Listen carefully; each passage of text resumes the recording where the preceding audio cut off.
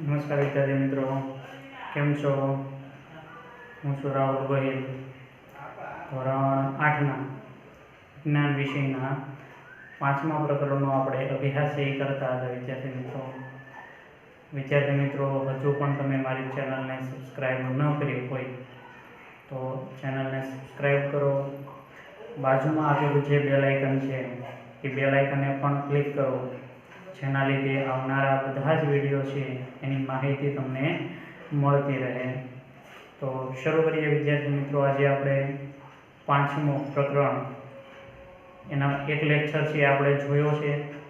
એ લેક્ચરની અંદર આપણે વાત કરી હતી વિદ્યાર્થી મિત્રો કે જે કુદરતી સંસાધનો જે છે અને માનવ સર્જિત જે સંસાધનો છે કયા કયા છે, એનો ઉપયોગ ક્યાં થાય છે, જે કુદરતી સંસાધનો છે એને કયા બે વિભાગમાં છે વહેંચવામાં આવ્યા છે, તો એના વિશે છે આપણે લેક્ચરની અંદર વાત કરી હતી. તો છેલ્લે આપણે જોયું હતું કે કુદરતી જે સંસાધનો છે, કુદરતી રીતે મળતા જે સંસાધનો છે જે આપણે કુદરતમાંથી પ્રાપ્ત થાય છે, તો એવા જે સંસાધનો છે એને બે વિભાગની અંદર વહેંચી દેવામાં આવ્યા હતા. તો એ કયા કયા બે વિભાગ હતા? તો કે પુનઃ પ્રાપ્ય કુદરતી સંસાધનો અને બીજું હતું પુનઃ અપ્રાપ્ય કુદરતી સંસાધનો. તો પુનઃ પ્રાપ્ય કુદરતી સંસાધનો કોને કહેવાય? તો એના વિશે આપણે વાત કરી હતી કે પુનઃ પ્રાપ્ય એટલે કે જે સંસાધનો છે એ ભવિષ્યની અંદર ખૂટી જવાની સંભાવના રહેલી નથી, અથવા તો તેનો જથ્થો છે એ અમર્યાદિત છે, એનો જથ્થો છે એ ક્યારેય પૂરો થવાનો નથી. તો એવા જે સંસાધનો છે જે આપણે કુદરતની અંદરથી પ્રાપ્ત થાય છે, તો એવા સંસાધનોને આપણે છે એ પુનઃ પ્રાપ્ય કુદરતી સંસાધનો તરીકે ઓળખવામાં આવતા હતા. તો કયા કયા હતા? તો એના વિશે આપણે વાત કરી હતી કે સૂર્યપ્રકાશ છે, સૂર્યની ઉર્જા છે આપણે ક્યારેય પૂરતી મળતી બંધ થવાની નથી. તો એ સંસાધન છે એક પુનઃ પ્રાપ્ય સંસાધન તરીકે ઓળખવામાં આવે છે. પાણી છે એનો સ્ત્રોત છે અખૂટ છે, પાણી છે આપણે મળવાનું, વરસાદ પડશે મળતું આપણે બંધ થવાનું નથી. તો એ એક પુનઃ પ્રાપ્ય કુદરતી સંસાધન છે. હવા છે, તો હવા એક પુનઃ પ્રાપ્ય કુદરતી સંસાધન તરીકે ઓળખવામાં આવે છે. જે ભવિષ્યની અંદર છે એનો જથ્થો છે અમર્યાદિત છે, જથ્થો છે ખૂટી જવાની સંભાવના નથી. તો એવા જે સંસાધનો છે એને આપણે પુનઃ પ્રાપ્ય કુદરતી સંસાધનો તરીકે ઓળખવામાં આવતા હતા. બીજી આપણે વાત કરી હતી કે પુનઃ અપ્રાપ્ય કુદરતી સંસાધનો કે જે નજીકના ભવિષ્યની અંદર ખૂટી જવાની સંભાવના રહેલી છે, અથવા તો તેનો જથ્થો મર્યાદિત હોય, તો એને આપણે પુનઃ અપ્રાપ્ય કુદરતી સંસાધનો તરીકે ઓળખવામાં આવે છે. બંને શબ્દો ખાસ યાદ રાખશું, પુનઃ પ્રાપ્ય કુદરતી સંસાધનો અને પુનઃ અપ્રાપ્ય કુદરતી સંસાધનો.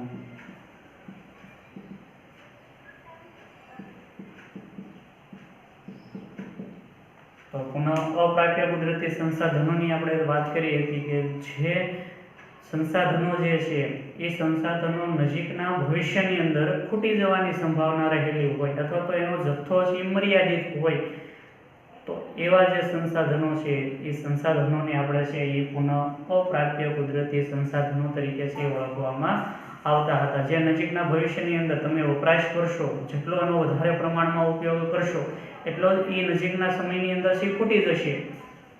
તો એવા જે સંસાધનો છે એને આપણે પુનઃ અપ્રાપ્ય કુદરતી સંસાધનો તરીકે ઓળખવામાં આવે છે. ખાસ યાદ રાખશું પુનઃ પ્રાપ્ય અને પુનઃ અપ્રાપ્ય. તો પુનઃ અપ્રાપ્યની અંદર આપણે વાત કરી હતી કે કોલસો છે, પેટ્રોલિયમ છે, કુદરતી વાયુ છે. આ જે સંસાધનો છે એ સંસાધનો છે નજીકના ભવિષ્યની અંદર ખૂટી જવાની સંભાવના રહેલી છે. એનો જથ્થો નજીકના સમયની અંદર મર્યાદિત રહેલો છે, જથ્થો મર્યાદિત છે. એટલે એ ખૂટી જવાની સંભાવનામાં આવે છે, એટલા માટે એને પુનઃ અપ્રાપ્ય કુદરતી સંસાધનો છે કહેવામાં આવે છે. તો એની વિશે છે આ લેક્ચરની અંદર છે આપણે વાત કરવાની છે, જે પુનઃ અપ્રાપ્ય કુદરતી સંસાધનો છે, જે નજીકના સમયની અંદર છે ખૂટી જવાની સંભાવના રહેલી છે, એના વિશે છે આજે આપણે વાત છે એ કરવાની છે. તો એની અંદર પહેલું આપણે જોવાનું છે કે કોલસો છે નજીકના સમયની અંદર છે ખૂટી જવાની સંભાવના રહેલી છે, પુનઃ અપ્રાપ્ય કુદરતી સંસાધન છે. તો એના વિશે છે આજે આપણે છે આ લેક્ચરની અંદર છે વાત છે એ કરવાની છે કે કોલસો છે એ કઈ રીતે બને છે, કઈ રીતે આપણને મળે છે, કોલસો છે એનો ઉપયોગ ક્યાં થાય છે, કોલસાની અંદરથી કયા કયા ઉત્પાદનો થાય છે, કયા કયા પદાર્થો છે એની અંદરથી મળે છે, એના વિશે છે આ લેક્ચરની અંદર આપણે વાત છે એ કરવાની છે વિદ્યાર્થી મિત્રો. તો જોઈએ આપણે કોલસાના ગુણધર્મો આપણે જોયા હતા વિદ્યાર્થી મિત્રો, એનો ઉપયોગ આપણે જોયો હતો આગળના લેક્ચરની અંદર કે કોલસો જે છે એક કાળા રંગનો પદાર્થ છે. ફરી વખત આપણે એને જોઈ લઈશું કે કોલસાના ગુણધર્મો કેવા હોય અને એનો ઉપયોગ ક્યાં થાય છે. તો રોજિંદા જીવનની અંદર આપણે જોઈએ તો રોજિંદા જીવનની અંદર તમે જુઓ તો કે તમે કોલસાને જોયો હશે, કાળા રંગનો એક પદાર્થ હોય છે, પથ્થર જેવા કાળા રંગનો એક પદાર્થ છે. તો એ જે કોલસો જે છે એ કોલસાનો આપણે બળતણ તરીકે સામાન્ય રીતે ઉપયોગ છે એ કરીએ છીએ. તો બીજાના કયા ગુણધર્મો જે છે તો એ ગુણધર્મોની આપણે વાત કરીએ અને એના ઉપયોગ ક્યાં ક્યાં થાય છે એના વિશે છે આપણે થોડી વાત છે એ કરી લઈએ વિદ્યાર્થી મિત્રો.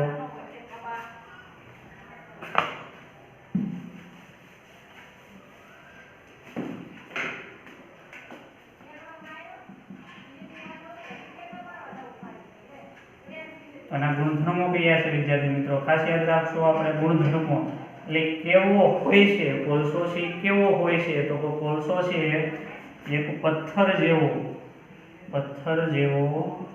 કાળા રંગનો પદાર્થ છે. પથ્થર જેવા કાળા રંગનો એક શું છે પદાર્થ જે છે એને આપણે છે શું કહીએ છીએ, કોલસો તરીકે છે ઓળખીએ છીએ. એ મૃત વનસ્પતિના અવશેષોમાંથી છે એ બને છે, એના કોહવાટમાંથી છે એ બને છે. તો એ કોના અવશેષોમાંથી બને છે, મૃત વનસ્પતિના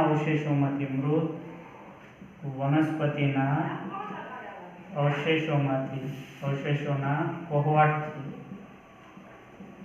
મૃત વનસ્પતિના અવશેષોના કોહવાટથી છે એ બને છે.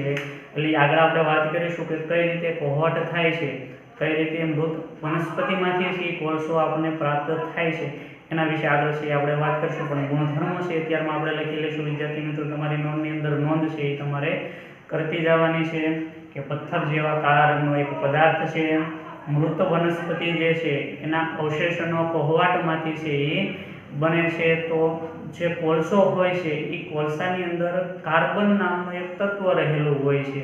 તો એ કાર્બન નામનું જે તત્વ છે એ તત્વ કોલસાના પ્રકાર ઉપર આધાર રાખે છે. કોના ઉપર આધાર રાખે છે, કોલસાના પ્રકાર ઉપર આધાર રાખે છે. તમારે આગળના ધોરણની અંદર છે તમારે એના વિશે છે ભણવાનું આવશે કે કોલસાના કયા કયા પ્રકારો છે, એના વિશે તમે આગળના ધોરણની અંદર અભ્યાસ છે એ કરશો વિદ્યાર્થી મિત્રો. તો અત્યારની અંદર આપણે વાત કરીશું કે કાર્બનની અંદર કોલસાની અંદર શું રહેલું હોય છે, કાર્બન રહેલું હોય છે. અને કાર્બન છે એ કોલસાના પ્રકાર ઉપર આધાર રાખે છે. કોના ઉપર આધાર રાખે છે, કોલસાના પ્રકાર ઉપર. કોલસામાં કાર્બન રહેલું હોય છે, જે કોલસાના પ્રકાર પર આધાર રાખે છે.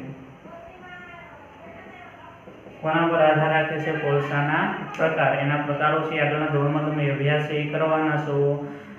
એન્થ્રેસાઇટ છે એ બધા પ્રકારો જે છે એ પ્રકારો વિશે તમે છે, વિટામિન છે, એન્થ્રેસાઇટ છે, એ બધા પ્રકારો વિશે તમે આગળના ધોરણની અંદર અભ્યાસ કરશો. પરંતુ હાલ અત્યારમાં કે કોલસાની અંદર શું રહેલું હોય છે, કાર્બન રહેલું હોય છે. શું રહેલું હોય છે, કાર્બન રહેલું હોય છે. અને કોલસાના પ્રકાર ઉપર છે આધાર રાખતો હોય છે. તો આ રીતે કોલસો છે આપણે આવા ગુણધર્મો સાથે છે કોલસો આપણને જોવા મળતો હોય છે. કયા કયા છે વિદ્યાર્થી મિત્રો, નોંધ કરી લઈશું કે પથ્થર જેવા કાળા રંગનો પદાર્થ મૃત વનસ્પતિના અવશેષોના કોહવાટથી બને છે.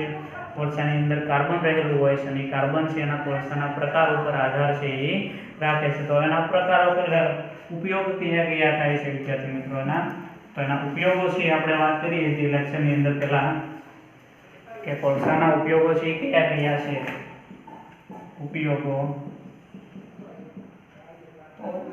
કોલસાના ઉપયોગની અંદર આપણે વાત કરીએ તો વિદ્યાર્થી મિત્રો આપણને ખબર છે કે સામાન્ય રીતે આપણે છે કોલસાનો છે આપણને ખબર છે આપણા ઘરે છે કોઈ પણ બળતણ હોય લાકડું હોય તમે બાળો તો એ બાળવાથી છે એની અંદર કોલસો છે એ હોય છે તો એ કોલસો જે છે એનો એક બળતણ તરીકે રસોઈની અંદર બળતણ તરીકે છે એનો ઉપયોગ છે એ આપણે કરીએ છીએ। તો કોલસાનો ઉપયોગ એક શું કે રસોઈમાં બળતણ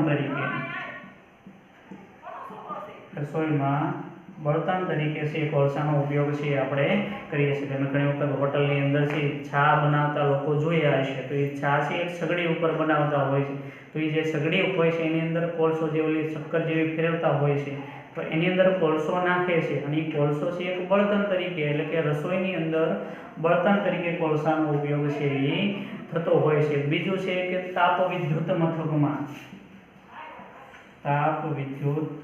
મથકોમાં જેને આપણે કહીએ છીએ થર્મલ પાવર સ્ટેશન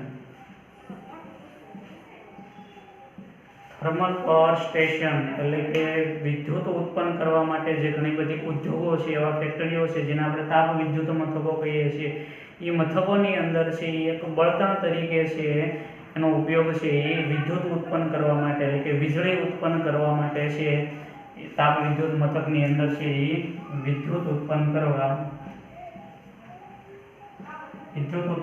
માટે છે કોલસાનો ઉપયોગ છે એ થતો હોય છે। તાપ વિદ્યુત મથકો જે છે એ થર્મલ પાવર સ્ટેશન જેને કહીએ છીએ આપણે તો એ તાપ વિદ્યુત મથકોની અંદર છે વિદ્યુત ઉત્પન્ન કરવા માટે છે એ કોલસાનો ઉપયોગ છે એ થાય છે। વિદ્યાર્થી મિત્રો આગળ તો કે ઉદ્યોગોની અંદર ઘણા બધા એવા ઉદ્યોગો હોય છે કે ઘણા બધા ઉદ્યોગો છે કાગળ ઉદ્યોગ હોય સિમેન્ટ ઉદ્યોગ હોય કે અન્ય ઉદ્યોગો હોય તો એ ઉદ્યોગોની અંદર એક બળતણ તરીકે છે એનો ઉપયોગ છે કરવામાં આવે છે એટલે કે ઉદ્યોગોમાં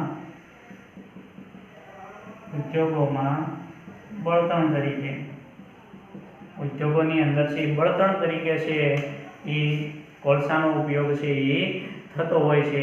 બીજું કે પહેલાના સમયની અંદર છે જ્યારે રેલવેની શોધ થઈ એ સમયે છે એ રેલવેનું જે એન્જિન હોય એ એન્જિનને ચલાવવા માટે છે કોલસાનો ઉપયોગ થતો। પહેલાં તો છે લાઇટથી કે કોઈ પણ ઇલેક્ટ્રિકથી છે જે ટ્રેન ચાલતી હતી નહીં તો એ ટ્રેન છે એને ચલાવવા માટે છે રેલવે એન્જિન છે એને ચલાવવા માટે છે કોલસાનો ઉપયોગ થતો એટલે કે રેલવે એન્જિન ચલાવવા માટે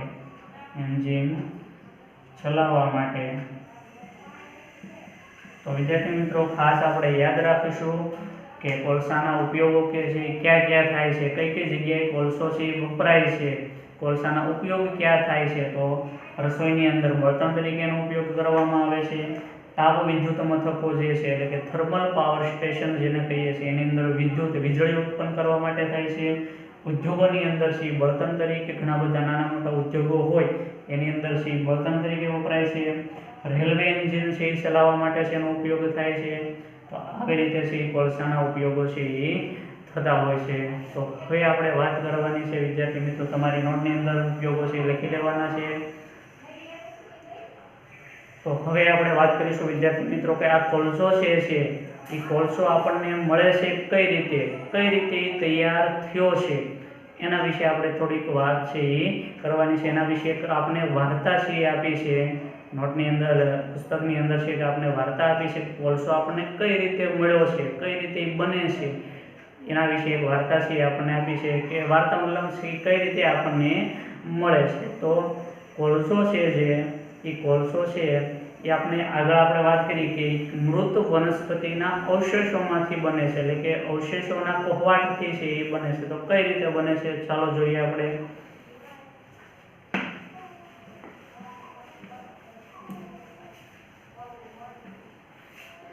તો કોલસો છે કઈ રીતે બને છે કોલસો કઈ રીતે મળે છે તો કઈ રીતે મળે છે વિદ્યાર્થી મિત્રો કોલસો તો કે આજથી લગભગ 300 મિલિયન વર્ષ પહેલા શું છે વિદ્યાર્થી મિત્રો 300 મિલિયન વર્ષ પહેલા 300 મિલિયન વર્ષ 1 મિલિયન એટલે કે 10 લાખ થાય કેટલા થાય છે 1 મિલિયન એટલે 10 લાખ એવા 300 મિલિયન વર્ષ પહેલા ભેજયુક્ત જે વાતાવરણવાળો વિસ્તારની છે, પૃથ્વીનો જે નીચાણવાળો વિસ્તાર હતો, ભેજયુક્ત વિસ્તાર હતો, આજથી 300 મિલિયન વર્ષ. ખાસ વિદ્યાર્થી મિત્રો જો વાર્તા સમજજો કે 300 મિલિયન વર્ષ પહેલા છે પૃથ્વીનો જે નીચાણવાળો વિસ્તાર હતો, આપણી જે પૃથ્વી છે પૃથ્વીનો જે નીચાણવાળો વિસ્તાર હતો એ ભેજયુક્ત વિસ્તાર છે. એ વિસ્તારની અંદર ગીચ જંગલો આવેલા હતા. શું આવેલા હતા? ગીચ જંગલો આવેલા હતા. હવે એ જંગલો હતા, ગીચ એટલે કે ઘટાદાર વૃક્ષો, ઘટાદાર મોટા મોટા જંગલો છે એ પૃથ્વીના નીચાણવાળા વિસ્તારની અંદર હતા. તો એ જે જંગલો હતા એ જંગલોમાં ઘણી બધી રીતે છે એ કુદરતી છે આફતો આવતી, પૂર છે, ભૂકંપ છે, એવી ઘણી બધી કુદરતી આફતો છે આવતી. પૂર છે, ભૂકંપ છે, આવી કુદરતી આફતોને લીધે છે એ જંગલો જે છે એ જંગલો જમીનની અંદર દટાઈ જાય છે. શું થાય છે? એ જંગલો જે નીચાણવાળા વિસ્તારની અંદર જે જંગલો હતા એ આવી કુદરતી આફતોને લીધે છે એ જંગલો છે એ જમીનની અંદર શું થઈ જાય છે? દટાઈ જાય છે. જમીનની અંદર દટાઈ જાય છે, એના ઉપર શું પડે છે? માટી પડે છે. એના ઉપર શું હોય છે? થાય છે એના પર શું પડતી હોય છે? માટી પડે છે. તો એ માટીથી દટાઈ જાય છે, અને દટાઈ જાય એટલે કે જમીનની નીચે ને નીચે ઊંડે છે એ જતા રહે છે. વનસ્પતિ છે એ જમીનની નીચે છે ઊંડે સુધી છે એ જતી રહેતી હોય છે. હવે એ જતી રહે છે ઊંડે સુધી, એટલે આપણને બધાને ખબર છે કે જેમ તમે જમીનની નીચે જાઓ છો એટલે કે લાવા હોય છે, એટલે કે તાપમાનમાં વધારો થતો જાય છે. ઉપરથી દબાણ થતું જાય છે માટીનું, અને નીચેથી તાપમાનમાં શું થતો જાય છે? વધારો થતો જાય છે. અને એના લીધે છે મૃત વનસ્પતિઓ છે એ ધીરે ધીરે છે એ કોલસાની અંદર ફેરવાતી જાય છે. કેની અંદર ફેરવાતી જાય છે? કોલસાની અંદર છે એ ફેરવાતી જાય. એટલે ખાસ વિદ્યાર્થી મિત્રો આપણે યાદ રાખશું કે કોલસો આપણને કઈ રીતે મળે છે? તો કે મૃત વનસ્પતિઓ જે છે એ મૃત વનસ્પતિઓના ઊંચા દબાણ અને ઊંચામાં ઊંચા તાપમાનને લીધે એ જે વનસ્પતિઓ હતી ધીરે ધીરે કેમાં ફેરવાતી ગઈ છે? કોલસાની અંદર છે ફેરવાતી જાય છે, જેને આપણે છે કાર્બોનાઇઝેશન તરીકે છે ઓળખવામાં આવે છે. તો એ કાર્બોનાઇઝેશન એટલે કે જે મૃત વનસ્પતિઓ હતી એ મૃત વનસ્પતિઓ ધીરે ધીરે કોલસામાં ફેરવાઈ ગઈ છે. એ એક ધીમી પ્રક્રિયા છે.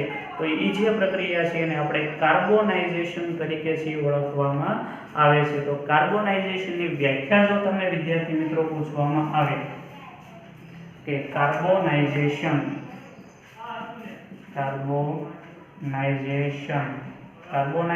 એટલે શું? તો કે મૃત વનસ્પતિઓ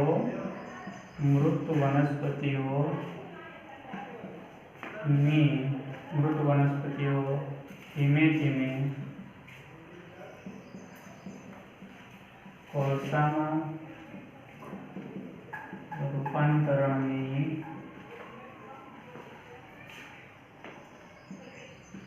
પ્રક્રિયાને કાર્બોનાઇઝેશન કહેવામાં આવે છે. ખાસ વિદ્યાર્થી મિત્રો યાદ રાખશું આપણે કે મૃત જે વનસ્પતિઓ છે એ ધીરે ધીરે છે કેમાં ફેરવાતી ગઈ છે? કોલસાની અંદર ફેરવાતી ગઈ છે. તો એક ધીમી પ્રક્રિયા છે, અને ધીમી પ્રક્રિયાને છે આપણે શું કહીએ છીએ? કાર્બોનાઇઝેશન છે એ કહેવામાં આવે છે. એટલે ખાસ વિદ્યાર્થી મિત્રો કે એ ધીમી પ્રક્રિયા કોના લીધે થયું? તો કે દબાણ અને ઊંચું તાપમાન. કોના લીધે થયું? ઊંચું તાપમાનને લીધે. દબાણ અને ઊંચા તાપમાનને લીધે એ વનસ્પતિ કેમાં ફેરવાઈ ગઈ છે? કોલસાની અંદર છે ફેરવાઈ ગઈ છે. એ જે ધીમી પ્રક્રિયા છે એ પ્રક્રિયાને આપણે કાર્બોનાઇઝેશન તરીકે છે ઓળખવામાં આવે છે. ખાસ વ્યાખ્યા છે તમારી નોટની અંદર છે લખી લેવાની છે.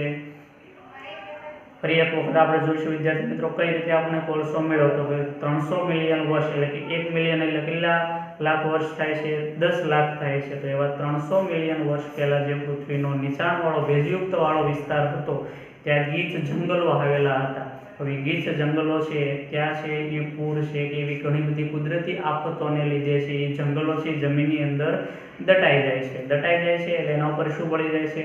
માટી પડી જાય છે. હવે માટી છે પડે છે ઉપર, એટલે મૃત વનસ્પતિઓ છે એ વનસ્પતિઓ ધીરે ધીરે જમીનની અંદર ઊંડે સુધી છે એ જતી રહે છે. હવે જેમ ઊંડે થાય છે એમ નીચેથી તાપમાન છે વધતું જાય છે. લાવા હોય છે જેના લીધે નીચે તાપમાન છે એમાં વધારો થતો જાય છે, અને ઉપરથી માટીનું દબાણ આવે છે, નીચેથી તાપમાનમાં વધારો થાય છે. એના લીધે છે મૃત વનસ્પતિઓ ધીરે ધીરે કેમાં ફેરવાઈ ગઈ? કોલસાની અંદર છે એ ફેરવાઈ ગઈ. એ જે એક ધીમી પ્રક્રિયા છે એ પ્રક્રિયાને આપણે છે એ શું કહેવામાં આવે છે? કાર્બોનાઇઝેશન છે કહેવામાં આવે છે. અને કોલસો છે એ કોલસાની અંદર મુખ્યત્વે છે એ શું રહેલું હોય છે? કાર્બન છે એ રહેલું હોય છે. તો એ કોલસો જે છે એ મૃત વનસ્પતિઓના અવશેષોમાંથી મળે છે આપણને. કેમાંથી મળે છે? એ મૃત વનસ્પતિમાંથી આપણને કોલસો છે આપણને મળ્યો છે. એટલા માટે છે એને અશ્મિ બળતણ તરીકે છે ઓળખવામાં આવે છે. કોલસો એક શું છે? અશ્મિ બળતણ છે. શું છે કોલસો? કોલસો અશ્મિ બળતણ છે. અશ્મિ બળતણ એટલે શું? આપણે આગળ છે એ વાત કરી હતી કે અશ્મિ બળતણ એટલે કે જેની અંદર મૃત સજીવોના અવશેષો રહેલા હોય, કોઈ પણ સજીવોના અવશેષો રહેલા હોય તો એને આપણે છે અશ્મિ બળતણ છે એ કહીએ છીએ. તો કોલસો છે એના અંદર કોના અવશેષો રહેલા છે? કે વનસ્પતિ. તો એ વનસ્પતિ એક સજીવ છે, તો એ સજીવના અવશેષો રહેલા છે એટલા માટે એને છે શું કહેવામાં આવે છે? અશ્મિ બળતણ તરીકે છે ઓળખવામાં આવે છે. તો આ રીતે છે કોલસો આપણને છે એક ધીમી પ્રક્રિયા, લાખો વર્ષોની, કરોડો વર્ષોની પ્રક્રિયાને અંતે આપણને કોલસો મળ્યો છે. એક ધીમી પ્રક્રિયા છે. તો એ પ્રક્રિયા છે એને આપણે છે એક કાર્બોનાઇઝેશન તરીકે છે. અને એની અંદર કોલસો જે છે કોલસાની અંદર શું રહેલું હોય છે? કાર્બન રહેલું હોય છે. તો આ રીતે આપણે કોલસો છે પ્રાપ્ત છે એ થતો હોય છે. તો વિદ્યાર્થી મિત્રો, આ જે કોલસો છે એ કોલસોને છે એ કારખાનાની અંદર છે રાસાયણિક પ્રક્રિયાઓ છે એના ઉપર કરાવવામાં આવે છે. આપણે બધાને ખબર છે કે કોલસો તમે છે એ તમે બાળો છો, એને હવામાં છે તમે ગરમ કરો છો. કોલસાને તમે હવાની અંદર ગરમ કરો છો તો એ ગરમ કરતા છે કાર્બન ડાયોક્સાઇડ વાયુ છે ઉત્પન્ન કરે છે. કયો વાયુ ઉત્પન્ન કરે છે? કાર્બન ડાયોક્સાઇડ,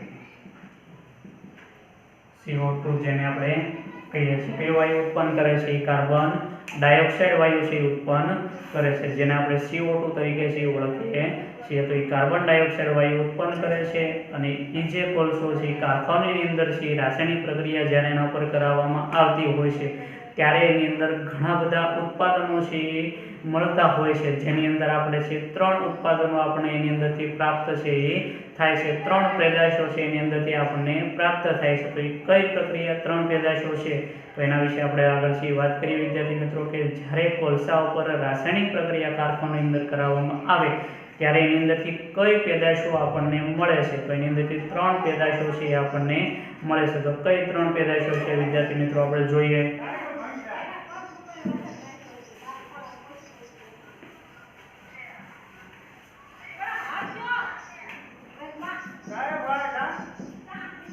કોલસા પર પ્રક્રિયા કરતા મળતી પેદાશો.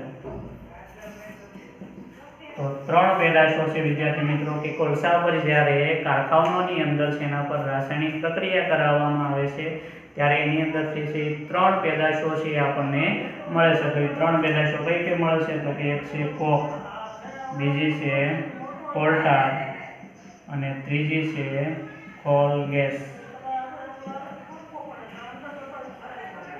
શું છે વિદ્યાર્થી મિત્રો? 3 પેદાશ. જો તમને વિદ્યાર્થી મિત્રો ખાસ પ્રશ્ન પૂછવામાં આવે છે કે કોલસા ઉપર જ્યારે પ્રક્રિયા કરાવવામાં આવે છે ત્યારે એની અંદરથી કઈ 3 પેદાશો છે આપણને મળે છે? તો કઈ 3 પેદાશો મળશે? કોક, કોલ ટાર અને કોલ ગેસ. આ 3 પેદાશો છે આપણે પ્રાપ્ત છે એ થાય છે. તો એ 3 પેદાશો જે છે કોક છે એના ગુણધર્મો શું છે, એના ઉપયોગ શું છે, કોલ ટાર છે એના ગુણધર્મો શું છે, એનો ઉપયોગ શું થાય છે, અને કોલગેસનો ઉપયોગ શું થાય છે એના વિશે છે આગળ છે આપણે વાત છે એ કરવાની છે. તમારી નોંધની અંદર નોંધ કરશો વિદ્યાર્થી મિત્રો કે કોલસા ઉપર પ્રક્રિયા કરતા કઈ 3 પેદાશો મળે છે? તો કે કોક, કોલ ટાર અને કોલગેસ.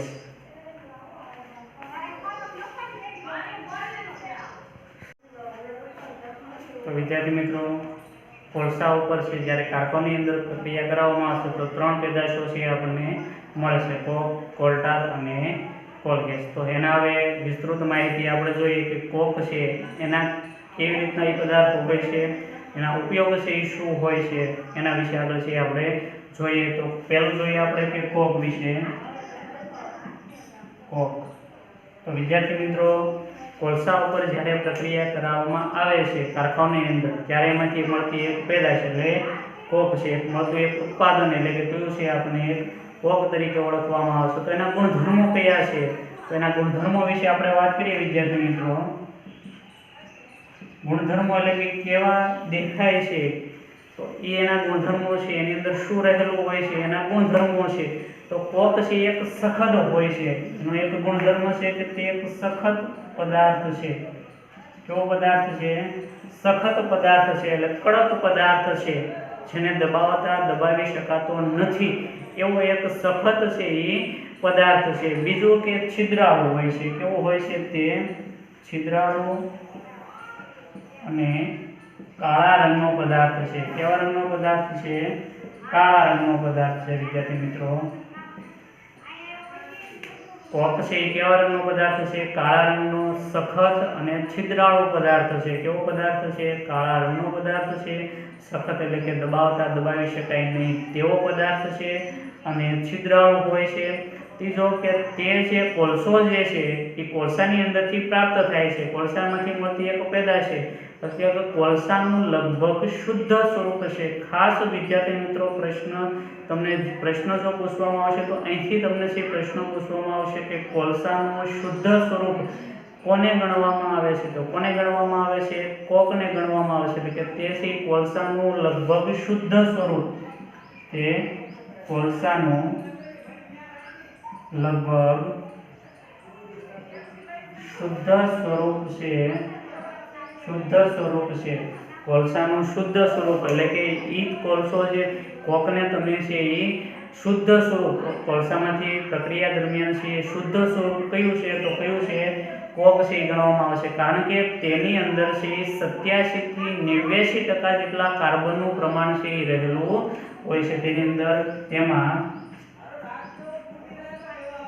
કાર્બનનું પ્રમાણ ખાસ વિદ્યાર્થી મિત્રો 87% થી 89% જેટલું હોય છે. ખાસ વિદ્યાર્થી મિત્રો યાદ રાખીશું આપણે કે કોલસાનું શુદ્ધ સ્વરૂપ કયું ગણવામાં આવે છે? કોકને ગણવામાં આવે છે. એની અંદર કાર્બનનું પ્રમાણ કેટલા ટકા રહેલું હોય છે? 87 થી લઈને 89% કાર્બનનું પ્રમાણ રહેલું હોય છે. એટલા માટે એને શુદ્ધ સ્વરૂપ છે ગણવામાં આવે છે. અને બીજા એના લીધે છે કે જ્યારે તમે છે કોકને તમે સળગાવો છો તો સળગાવતા છે એની અંદર ધુમાડો છે ઉત્પન્ન થતો નથી. તે સળગે ત્યારે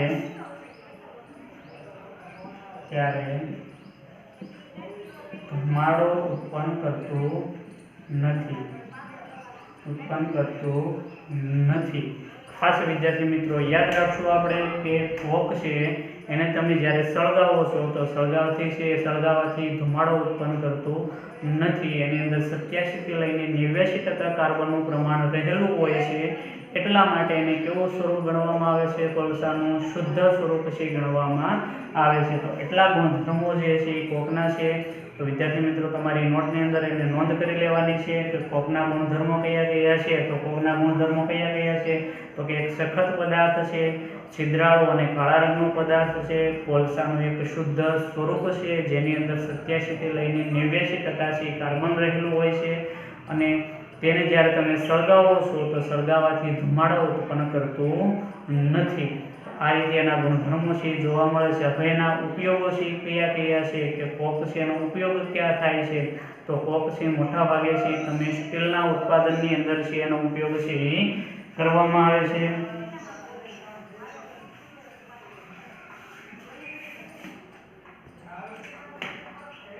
કોકના ઉપયોગો પહેલું છે કે સ્ટીલના ઉત્પાદનમાં સ્ટીલ છે જ્યારે એક આપણે ખબર છે આપણા ઘરે વાસણો છે સ્ટીલના હોય છે તો એ સ્ટીલના વાસણો છે ને કાટ લાગતો નથી. તો એ જે વાસણો છે તો સ્ટીલનું જે ઉત્પાદન કરવું છે તો ઉત્પાદન કરવા માટે છે એ કોકનો ઉપયોગ છે એની અંદર થાય છે. તો ઘણી બધી ધાતુઓ છે એ ધાતુઓના નિષ્કર્ષણ માટે પણ છે એનો ઉપયોગ છે કરવામાં આવે છે. કેટલીક ધાતુના નિષ્કર્ષણ માટે એટલે કે ઘણી બધી ધાતુઓ છે એ બનાવવા માટે, એના નિષ્કર્ષણ માટે છે એ કોકનો ઉપયોગ છે કરવામાં આવે છે. તો આ રીતે વિદ્યાર્થી મિત્રો છે કોલસો છે એમાંથી મળતી એક પેદાશ છે કોક. કોકના ગુણધર્મો કયા છે આપણે આગળ વાત કરી, અને એના ઉપયોગો છે તમારી નોટની અંદર નોંધ કરી લેવાની છે. 2 ઉપયોગો છે કે કોક છે એનો ઉપયોગ સ્ટીલના ઉત્પાદનની અંદર થાય છે, ધાતુઓના નિષ્કર્ષણની અંદર થાય છે. તો આ રીતે છે એ કોક છે આપણને ઉપયોગી છે એ બનતો હોય છે. તો કોલસામાંથી પ્રક્રિયા કરી અને એ દરમિયાન છે જ્યારે આપણને કોક મળે છે તો એ કોકના ગુણધર્મો તો કે સખત, છિદ્રાળુ અને કાળા રંગનો પદાર્થ હોય છે. 87 થી 89% કાર્બનનું પ્રમાણ હોવાથી શુદ્ધ સ્વરૂપ છે, અને જ્યારે એને સળગાવો છો ત્યારે સળગતાથી ધુમાડો ઉત્પન્ન કરતું નથી. તો આ રીતે વિદ્યાર્થી મિત્રો આજના લેક્ચરની અંદર આપણે વાત કરી કે કોલસો છે આપણે કઈ રીતે મળ્યો છે, કોલસામાંથી કઈ કઈ પેદાશો મળી છે, કોક, કોલટાર અને કોલગેસ. તો આની અંદર કોક વિશે આપણે સી વાત કરી છે. તો વિદ્યાર્થી મિત્રો આજના વર્કમાં એટલે કે લેસનમાં છે તમારે વિદ્યાર્થી મિત્રો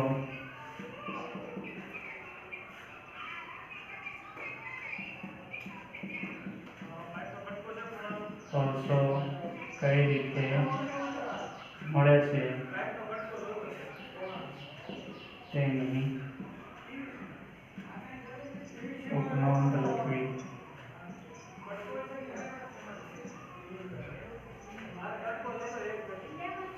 વિદ્યાર્થી મિત્રો આજના લેસનમાં તમારે કોલસો કઈ રીતે મળે છે એટલે કે કોલસા વિશે વાર્તા જે છે, કોલસો કઈ રીતે આપણને મળ્યો છે તો એના વિશે ટૂંક નોંધ છે એ તમારે પાકી નોટની અંદર છે લખવાની રહેશે.